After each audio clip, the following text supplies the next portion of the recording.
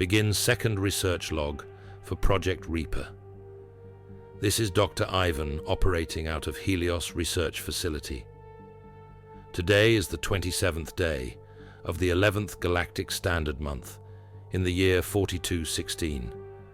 Since recording of the last log, we have lost another 4 subjects, bringing the active number of participants in Project Reaper to 361. 2 subjects were lost in altercations with guards not too dissimilar from the one we had on the first day. Another subject refused to eat anything and subsequently passed away during the first round of physical conditioning administered to the subjects. We can thank our beloved Akira for that. Despite my objections, Lord Akira has mandated that all subjects immediately undergo physical conditioning. As I had feared, the subjects were still far too young to endure sustained exertion. I believe this is negatively impacting the mental performance of the subjects, as displayed by our final casualty of note. The last subject took her own life 2 weeks ago. How she was able to get access to a blade is still being investigated. We have lowered the number of physical training days to only 6 to help prevent further waste of resources. The remaining subjects seem to be adapting to their new routine. Training days consist of light cardio sessions and obstacle course navigation in the morning. Then, a light nutrient-rich breakfast. Afterwards, they move on to their first round of studies, Imperial history. We then have them spend an additional 3 hours studying mathematics and science. The subjects break for a 30-minute lunch around noon. Afterwards, we have them meditate in their quarters for an hour. During those meditations, we scan their brain waves, looking for any signs of elevated activity. I am fortunate enough to have experience with gifted life forms during the first contact war with the Tool Theocracy and Galvor Collective.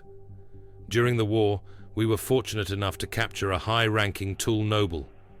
In the Theocracy, the nobility always loved boasting about how their abilities were the strongest amongst their species. My research team managed to convince several of the praetors from multiple sectors of the Empire that it was worth the risk. Despite the difficulties of such an operation, the members of the 275th succeeded in their endeavor. I fully believe that her capture helped bring about the Orion Accords, though I of course have no proof of such a claim. For the short time we had her in our custody, we were able to acquire a number of genetic samples as well as monitor her brain activity while she was using her abilities. This data greatly aided us in understanding these abilities. While channeling her abilities, we noted several abnormalities within the subject's brain waves. Her gamma waves were increased to levels that I have never seen displayed in any other life form in all my years of research. Curiously, though, her delta waves were also extremely elevated. This led me to believe it could possibly be some form of active meditation. Evidence to support this theory is scarce, but something tells me that must be what it is. Along with extremely elevated brainwaves, the subject's pheromones also drastically shifted whenever she was using her abilities. Further tests revealed that her pheromones would register as a match to any other species they were compared to, as if the subjects had become almost universal in a way, as if she could communicate on some chemical level with any living organism within the galaxy during those moments. The first contact war had been the first time I ever encountered a life form capable of such abilities with my own eyes. Before the war, I'd heard stories of Tool seers who could glimpse the future. I'd heard of Drukal warriors who could implant horrid visions in the minds of their foes to distract them in combat. I'd even heard about Galvor shamans being able to wield fire. I'd heard all the tales of the traders and deep spacefarers. I simply didn't believe them, but the stories were real, and those were darker days indeed. We died in the millions, but we held them. Humanity fought its way into the Orion Accords, a peace agreement that was paid for in untold billions, all without the abilities that these beings possessed. That is why what we are doing here is so vital. If we could unlock these abilities, then the galaxy would be forced to give humanity the respect it is owed. Is that not the Emperor's secret goal in all this? Is that not why he has supported this project so passionately? We are here to create the newest weaponry in the arsenal of humanity, a deterrent against future incursions into our territory, and a tool to help spread our species into the far unexplored regions of the galaxy.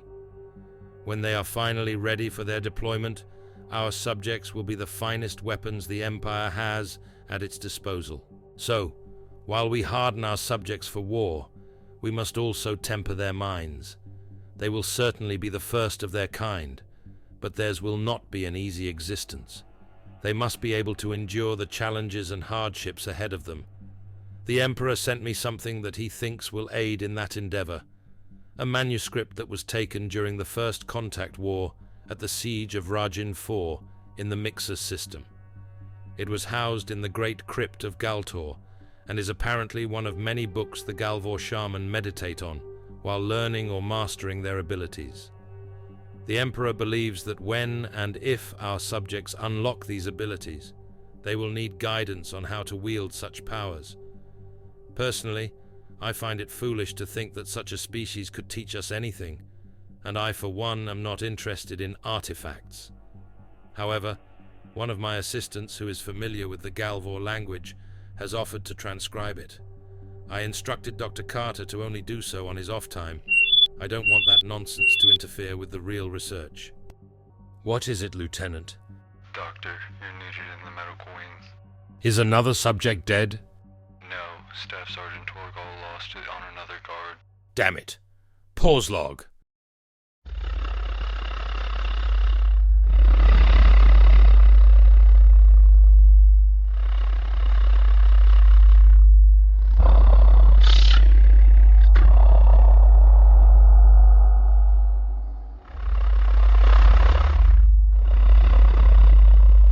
Continue log. Staff Sergeant Torgal assaulted another guard, Corporal Gustav, claiming that the corporal had mistreated one of the subjects. This is the second time in 3 months something like this has happened, involving Staff Sergeant Torgal.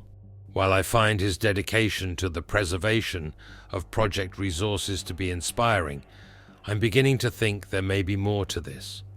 I double-checked his record to ensure I had not missed something, and I confirmed he had not one mark of misconduct in all his years of service. Yet while on this project, he has received 3. Corporal Gustav will make a full recovery in a week, and while I still haven't decided what to do with Torgal, I feel we should address this before it becomes a serious problem. I'm going to investigate this personally. Oh, how I miss the days of being a simple research assistant. I find the larger projects I take on, the less I actually get to be a part of them. A part of me envies someone like Dr. Carter. All he has to do is wake up and conduct his research.